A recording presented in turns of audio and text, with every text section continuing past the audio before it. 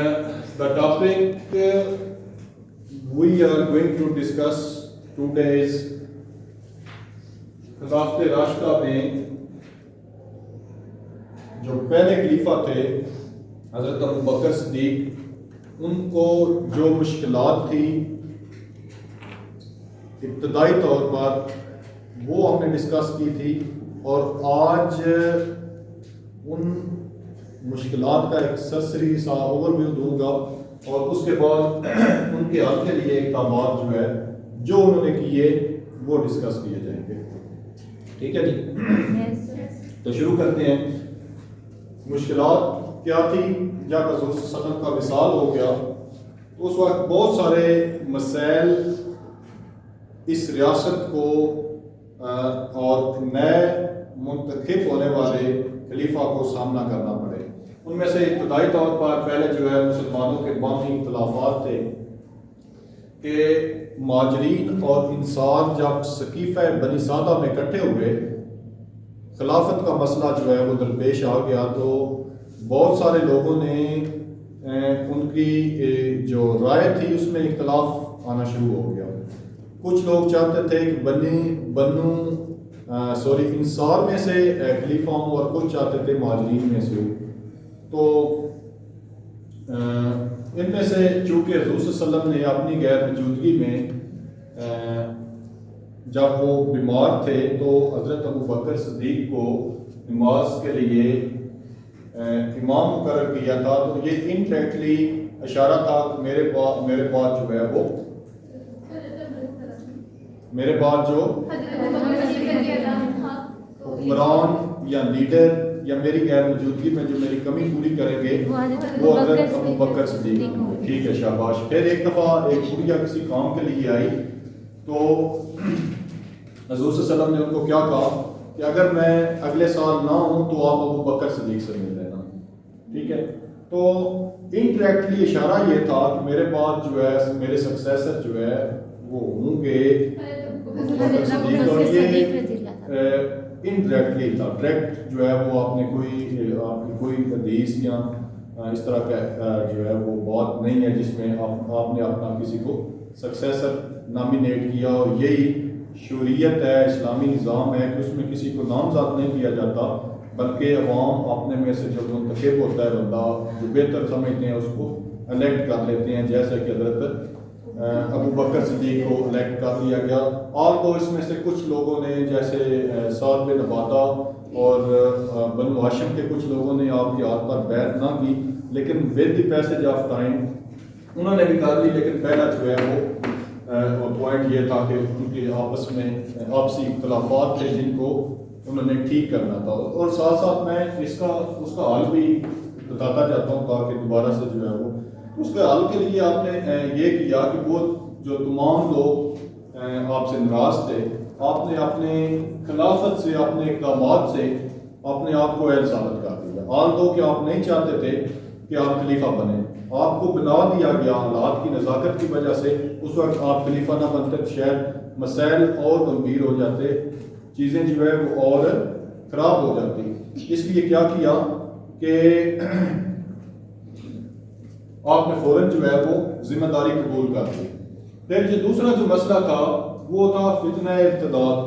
ارتداد کیا ہوتا ہے؟ مرتد ہو جانا، ریاست اپنا مذہب سے علیحدہ ہو جانا، جو آپ کا پریکٹسنگ جو جس مذہب کو آپ پریکٹس یعنی اسلام کو چھوڑ دینا. تو اس کی بڑی وجہ یہ تھی کہ لوگ نئے نئے مسلمان ہوئے تھے، سیاسی اثر و رسوخ کی وجہ سے نا وہ اسلام تو انہوں نے قبول کر لیا لیکن اسلام ان کے اندر داخل نہیں ہوا تھا. تو جب حضور صلی اللہ علیہ وسلم کا وصال ہو گیا تو ان لوگوں کا خیال یہ تھا کہ اسلام حضور کے ساتھ ہی دفن ہو جائے گا، لیکن ایسی بات نہیں تھی. یہ دوسرا بڑا مسئلہ تھا کہ لوگ اسلام جو ہے وہ چھوڑنا شروع کر دیا. لیکن ان کے سکسیسر حضور صلی اللہ علیہ وسلم کے اور آپ کے دوست حضرت ابو بکر صدیق خلیفہ جب بنے تو انہوں نے اسلام کو ترک کرنے والے قبائل کے خلاف جو ہے وہ جہاد کیا، اور 11 گاردن عساکر لشکر جو ہے وہ ترتیب دیے جو جا کر مرتد ہونے والے لوگوں کو راہ راست پر لانے کے لیے کام کر رہے تھے. پھر مدیان نبوت تیسرا بڑا مسئلہ تھا کہ لوگ سمجھتے تھے کہ نبوت جو ہے یا نبی ہونا یا رسول ہونا یہ حکمران بننے کے لیے جو ہے وہ ایک شارٹ کٹ ہے. لیکن یہ چونکہ خدا کی دین ہے, پرافٹ خود سے کوئی نہیں بن سکتا ہے, نبی خود سے کوئی نہیں بن سکتا ہے, بلکہ یہ ڈیوائن اپوائنٹمنٹ ہے. ڈیوائن مین اللہ تعالیٰ کی طرف سے اپوائنٹمنٹ ہے, اور یہ خدا ہی منتخب کرتے ہیں اپنے لوگوں میں سے کسی ایک کو. حضور صلی اللہ علیہ وسلم کو چونکہ نبوت دے دی گئی تھی اور اس کے لیے انہوں نے بڑے کٹن چیزیں جو ہے وہ برداشت کی تھی, تو جب دے دی گئی تو لوگوں نے دیکھا تو یہ تو شارٹ کٹ ہے بادشاہ بننے کے لیے, تو ان میں سے کچھ نے آپ صلی اللہ علیہ وسلم کی زندگی میں اور کچھ نے آپ صلی اللہ علیہ وسلم کے بعد, آپ کے وصال کے بعد نبوت کا جھوٹا دعویٰ کر دیا. حالانکہ حضور صلی اللہ علیہ وسلم نے کیا کہا تھا کہ میرے بعد نبی نہیں آئے گا اور میں نبیوں کو ختم کرنے والا ہوں, یعنی آخری نبی ہوں. تو یہ تو بہت کلیئر تھا کہ اب اس کے بعد نبی نہیں آئے گا.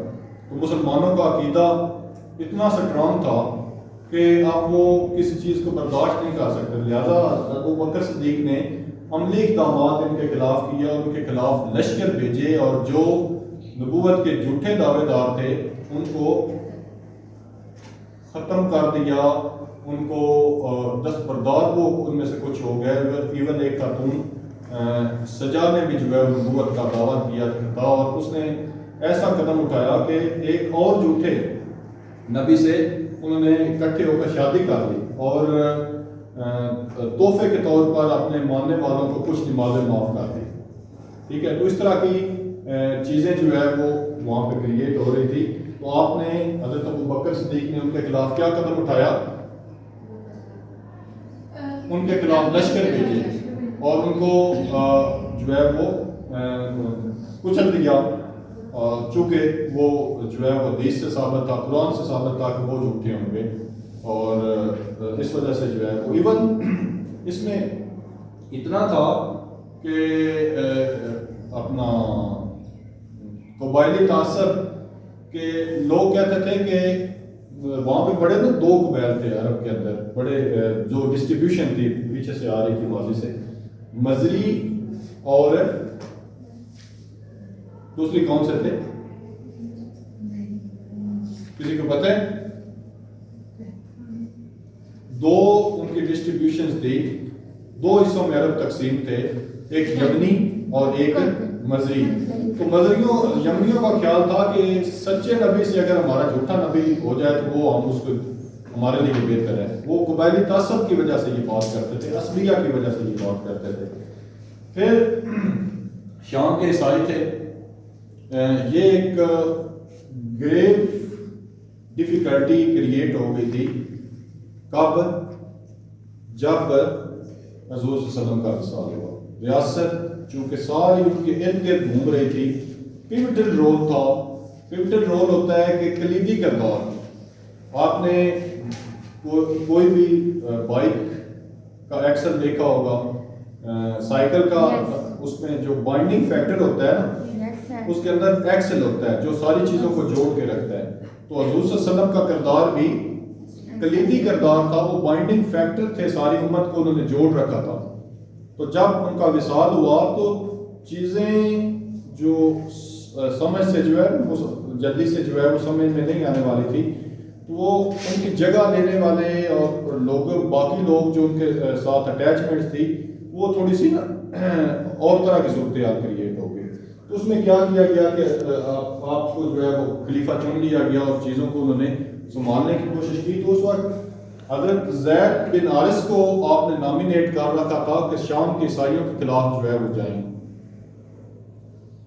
جہاد کے لیے جائیں. تو یہ لشکر ابھی روانہ نہیں ہوا تھا کہ حضور صلی اللہ علیہ وسلم کا وصال ہو گیا. اس وقت پھر کیا ہوا کہ وقتی طور پر اس لشکر رک گیا, لیکن جب حالات تھوڑے سے بہتر ہوئے حضور صلی اللہ علیہ وسلم کی تدفین کے بعد اور اس کے بعد، تو دیگر معاملات بہت سارے مدینہ کے اندر خراب ہو چکے تھے.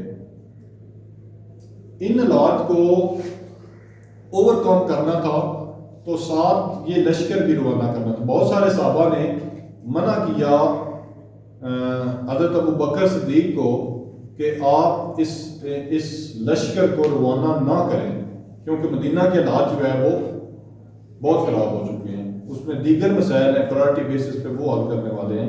تو آپ نے کیا کہا؟ آپ نے کہا کہ اگر مدینہ کے اندر درندے میری ٹانگوں کا گوشت بھی نوچ لیں تب بھی میں وہ کام ضرور کروں گا جو حضور صلی اللہ علیہ وسلم نے شروع کیا تھا. تو انہوں نے لشکر روانہ کیا اور لشکر جو ہے وہ کامیاب و کامران جو ہے وہ واپس آیا. ٹھیک ہے.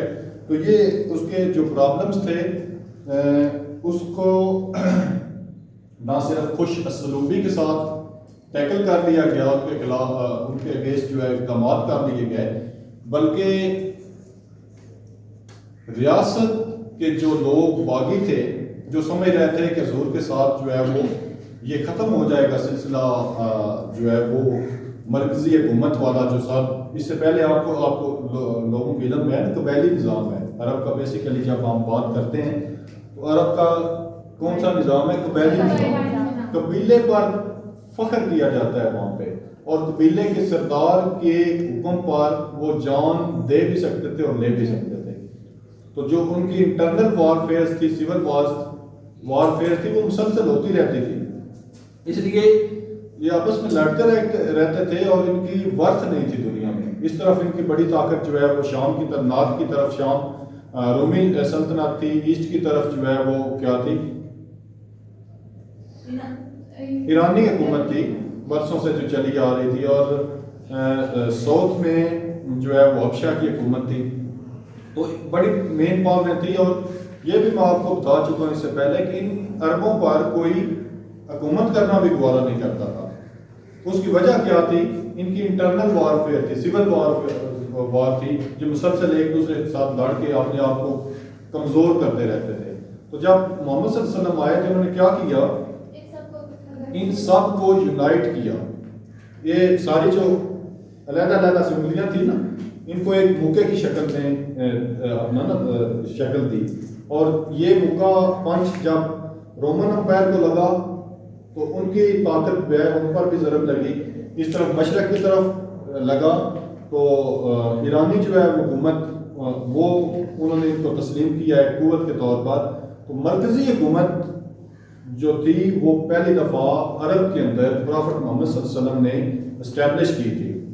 تو ان کا خیال تھا کہ محمد کے ساتھ ہی یہ ختم ہو جائے گی، محمد صلی اللہ علیہ وسلم کے ساتھ. لیکن یہ گمان ہی ثابت ہوا. اور اس کے بعد ان کے جو سکسیسر تھے، جن میں حضرت ابو بکر صدیق اور بالخصوص حضرت عمر فاروق، جنہوں نے 22 لاکھ مربع میل جو ہے وہ رقبہ فتح کیا تھا. نہ صرف فتح کیا تھا بلکہ اس پر انتظام بھی بہت احسن طریقے کے ساتھ. ہمارے جو آج جتنے سسٹمز ہیں نا پاکستان میں یا دنیا میں، ایون ویلفیئر اسٹیٹ کا جو تصور ہے وہ حضرت عمر فاروق نے دیا تھا. جیل خانہ جات، پولیسنگ اور دیگر جو اسٹائفر وغیرہ دیے جاتے ہیں، بوڑھوں کے لیے وظائف، بے شمار قسم کے انیشیٹو لیے تھے حضرت عمر فاروق نے. تو عربوں کو جو صحیح عروج حاصل ہوا وہ حضرت عمر فاروق کے دور میں حاصل ہوا. ود دی پیس حضور صلی اللہ علیہ وسلم نے کچھ چیزیں سیٹل کی، وہ جب سامنے آ گئی تو آپ کا ٹائم مکمل ہو گیا اور اللہ تعالیٰ نے آپ کو واپس بلا لیا. پھر حضرت ابو بکر صدیق کا تھوڑا سا ٹائم تھا، 2 سال تھا، اس میں انہوں نے چیزیں جو مسائل تھے ان کو وقتی طور پر سیٹ کیا.